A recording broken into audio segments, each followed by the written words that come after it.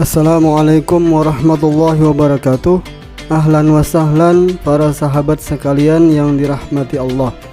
Selamat bergabung kembali di channel saya untuk belajar bersama tentang gramatika bahasa Arab atau disebut juga ilmu nahwu. Kali ini saya menjelaskan tentang isim dhamir dan jenis-jenis isim dhamir. Silahkan disimak dan dipahami. Sebelumnya, mari kita bersama-sama membaca Fatihah agar kita diberi Allah keberkahan dan faham akan ilmu yang bermanfaat.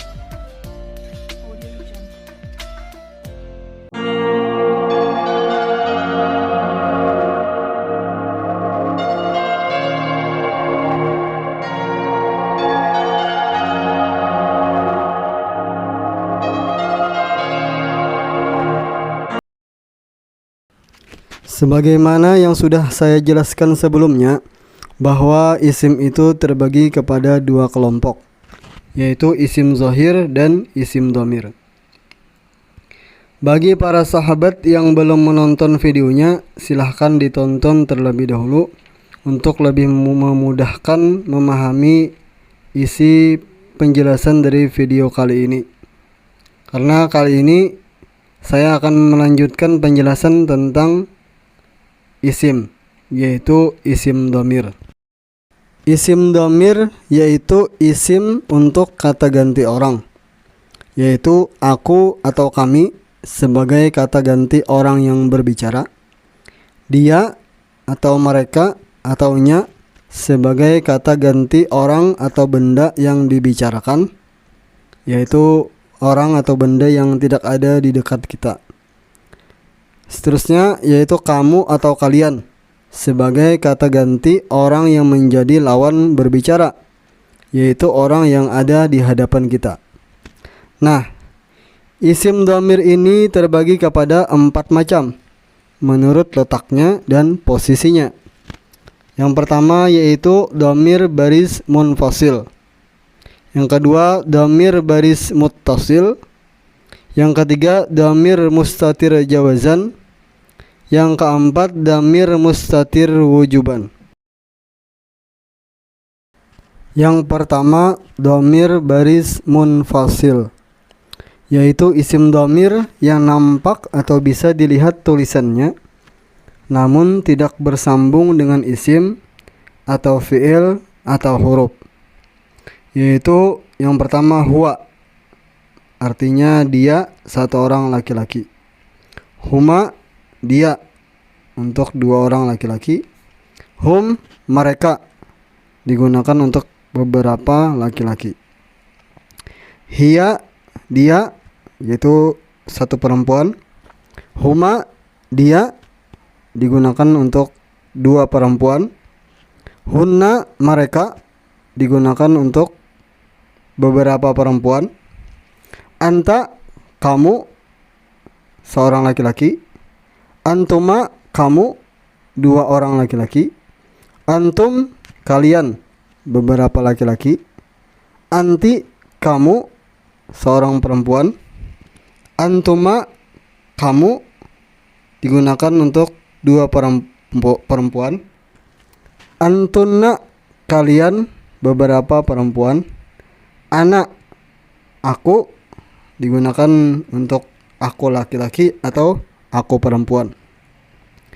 Begitu juga nahnu, kami atau kita, juga digunakan untuk kami laki-laki atau kami perempuan.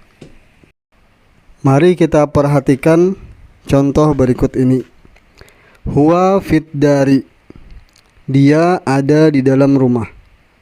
Kalimat huwa maknanya dia, merupakan dhamir baris munfasil. Karena apa? Karena huwa ini yang pertama bisa dilihat, yang kedua tulisannya tidak bersambung dengan isim atau fi'il atau huruf, maka huwa disebut dhamir baris munfasil. Yang kedua dhamir baris muttasil, yaitu isim dhamir yang nampak tulisannya dan bersambung dengan isim atau fi'il atau huruf. Dhamir ini biasanya posisinya bisa menjadi fa'il dan bisa juga menjadi maf'ul atau mudhaf ilaih. Nah, ketika posisinya menjadi fa'il, maka bentuk lafaz yang digunakan itu berbeda dengan bentuk lafaz yang digunakan ketika posisinya menjadi maf'ul atau ketika menjadi mudhaf ilaih, walaupun masih dari jenis dhamir yang sama. Dari sini timbul pertanyaan, apa itu fa'il? Apa itu maf'ul? Apa itu mudhaf ilaih? Nah, para sahabat sekalian yang dirahmati Allah, itu akan kita bahas di lain waktu. Untuk saat ini, mari kita fokus pada isim dhamirnya, agar tidak menambah beban pikiran kita yang udah terbebani dengan mantan yang diambil orang atau subscriber yang tidak nambah-nambah. Mari kita perhatikan. Di sini ada beberapa baris yang saya kosongkan. Di sana seharusnya ada huwa, dia laki-laki, hiya, dia perempuan, anta, kamu laki-laki, ana, aku, nahnu, kami. Hal itu karena dhamir yang saya sebutkan tadi merupakan dhamir dari jenis yang berbeda, walaupun posisinya juga sebagai fa'il. Sekarang mari kita lanjutkan penjelasan dhamir baris muttasil ini. Perhatikan, alif maknanya adalah dia, dua orang laki-laki. Merupakan dhamir baris muttasil yang posisinya sebagai fa'il. Lalu di sana ada huma yang bermakna sama dan juga dhamir baris muttasil, namun posisinya sebagai maf'ul. Mari kita lihat contoh lain dari kalimat ya'kuluna at'amahum. Perhatikan, huruf waw di situ maknanya adalah mereka. Berarti waw itu adalah dhamir. Huruf waw itu tulisannya nampak dilihat dan bersambung dengan fi'il. Berarti huruf waw itu adalah dhamir baris muttasil. Huruf waw di sini posisinya adalah sebagai fa'il. Lalu di sana ada hum. Maknanya juga mereka dan juga merupakan dhamir baris muttasil. Namun posisi hum di sini adalah sebagai mudhaf ilaih. Sebagai tambahan, mungkin di antara kalian ada timbul satu pertanyaan. Apakah semua huruf waw atau alif atau ya itu adalah isim dhamir? Maka jawabannya adalah tidak.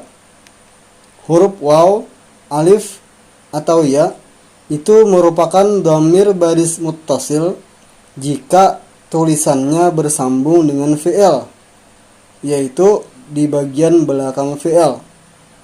Apabila tidak bersambung dengan fi'il, maka huruf waw, alif atau ya ini bukan isim dhamir. Selanjutnya, dhamir mustatir. Mustatir ini jikalau diterjemahkan artinya adalah tersembunyi. Jadi dhamir mustatir ialah dhamir yang tersembunyi di dalam fi'il. Dhamir mustatir ini terbagi dua, yaitu ada dhamir mustatir jawazan, ada dhamir mustatir wujuban. Jawazan di sini maksudnya ialah bisa diganti dengan isim zahir. Adapun wujuban maka maksudnya tidak bisa diganti dengan isim zahir. Dhamir mustatir jawazan ada dua, hanya ada dua, yaitu huwa dan hiya. Dhamir mustatir wujuban ada tiga, anta, ana, dan nahnu. Misalnya, yadribu, dia laki-laki memukul. Tadribu, dia perempuan memukul. Tadribu, kamu laki-laki memukul. Adribu, aku memukul. Nadribu, kami memukul. Mari kita perjelas. Yadribu maknanya dia laki-laki memukul. Di sini ada makna dia, dalam bahasa Arabnya adalah huwa. Huwa adalah isim dhamir. Tadribu, dia perempuan memukul. Dia perempuan, bahasa Arabnya adalah hiya. Nah, huwa dan hiya di sini adalah isim dhamir. Namun huwa di sini dan hiya di sini tidak terlihat pada tulisan. Makanya disebut dhamir mustatir. Selanjutnya, misalkan saja sesudah yadribu kita letakkan isim lain, isim mufrad, yaitu Zaidun, maka maknanya berubah menjadi Zaid memukul.